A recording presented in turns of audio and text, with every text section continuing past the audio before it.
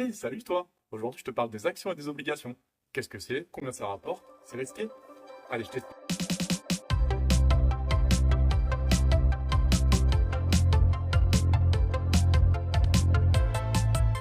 Quand elle a besoin d'argent, une entreprise a deux grandes options pour lever des fonds. Émettre des actions ou des obligations. Pour les actions, elles se divisent en plusieurs parts qu'elle va ensuite vendre à des investisseurs qui deviennent des actionnaires. On appelle cette première étape une introduction en bourse. Une action, c'est donc un titre de propriété d'une entreprise. Alors, comment peux-tu gagner de l'argent avec une action? Le plus commun, c'est la réalisation d'une plus-value, c'est-à-dire vendre une action plus chère que le prix où tu l'as achetée. Oui, parce que les actions sont cotées, exactement comme une voiture à l'Argus. D'ailleurs, ça vient de là le CAC, la cotation assistée en continu des 40 plus grandes entreprises françaises. L'introduction en bourse, c'est exactement comme le marché des véhicules neufs. On achète l'action sur catalogue en fonction des promesses de performance de l'entreprise. On appelle ça le marché primaire.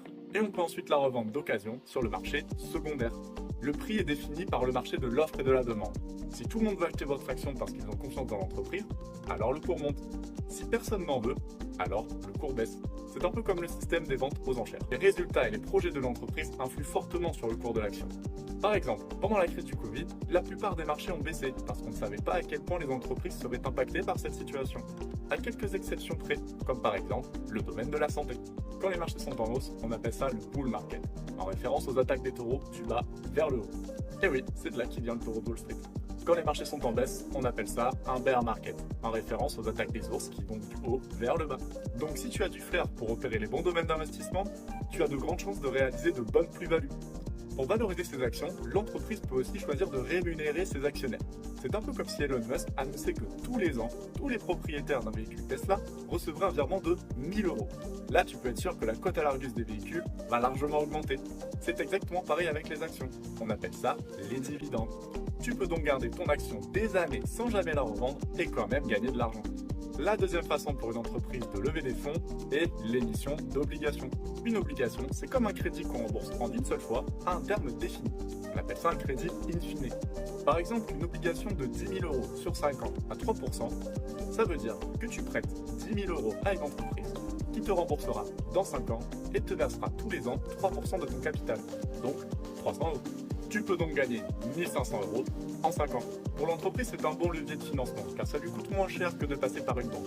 Et pour l'investisseur, c'est également très intéressant puisque ça limite le risque. On est sûr du montant qu'on va recevoir si on va au terme du contrat. Et oui, parce que comme les actions, il y a également un marché secondaire. Si tu as besoin des fonds avant l'échéance, tu peux revendre ton obligation à quelqu'un qui voudra bien l'acheter sur le marché secondaire. La cotation des obligations est un petit peu plus complexe, car elle dépend des nouvelles émissions obligataires de l'entreprise. On se retrouve par exemple dans 2 ans avec mon obligation à 3%. Si l'entreprise aujourd'hui émet des obligations à 1%, alors mon obligation aura plus de valeur sur le marché parce qu'elle rapportera plus que les nouvelles. A l'inverse, si les taux ont largement augmenté et qu'on se retrouve avec des obligations de 5%, alors la mienne vaudra moins sur le marché. Je pourrais essayer d'attirer des acheteurs en vendant mon obligation à un prix réduit, par exemple 9 000 euros. Ils se feront rembourser dans 3 ans de 10 000 euros. Le prix de mon obligation sur le marché dépend donc de la durée restante, le terme, des intérêts distribués, les coupons, et surtout de la confiance qu'on accorde à l'entreprise émettrice. Et oui, comme c'est un crédit, tu ne veux pas prêter ton argent à quelqu'un qui est en faillite et qui ne pourra peut-être pas te le rembourser. Voilà, normalement tu as compris ce qu'est une action et une obligation et comment tu peux gagner de l'argent avec. Mais tu dois aussi savoir qu'il y a des risques. Pour les actions, le principal risque, c'est la baisse des marchés au moment où tu vas revendre ton action. Ça veut dire que tu récupéreras moins d'argent que ce que tu as investi, donc une moins-value. Mais ça peut aussi être la faillite de l'entreprise ou simplement les mauvais résultats. Pour les obligations, tu l'as compris, le principal risque, c'est d'avoir besoin de ton argent avant le terme choisi. Parce qu'on ne sait pas quelle va être sa valeur sur le marché au moment où tu en auras besoin. Bon, si l'entreprise est fiable et solide, tu as très peu de risques en allant au bout du contrat. Il est donc important de bien choisir ta stratégie d'investissement. Quel niveau de risque? Quelle durée? Quelle disponibilité du capital? Et toujours, 2 grands conseils. N'investis que ce que tu es prêt à perdre et surtout diversifie bien tes placements.